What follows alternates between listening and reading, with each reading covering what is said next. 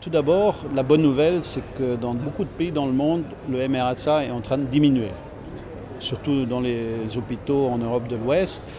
Il y a un problème un petit peu du MRSA qui est en train d'augmenter dans la communauté. Mais ça, c'est un problème qui nous touche seulement très partiellement en Europe. Aux États-Unis, c'est un autre problème. C'est-à-dire qu'il y a du MRSA qui commence à circuler en ville. Mais ici en Europe, ce n'est pas un grand problème. Alors, nous, ce qu'on peut en tirer comme conclusion actuellement, c'est qu'on a bien réussi à contrôler le MRSA, le diminuer, surtout avec l'amélioration de l'hygiène des mains. Mais en même temps, on voit qu'il y a encore des questions ouvertes parce que un hôpital a implémenté un tel programme en utilisant par exemple 3-4 mesures. Il y en a un autre qui a utilisé 7 mesures et pour l'instant on ne sait pas encore exactement quelle est finalement la meilleure recette.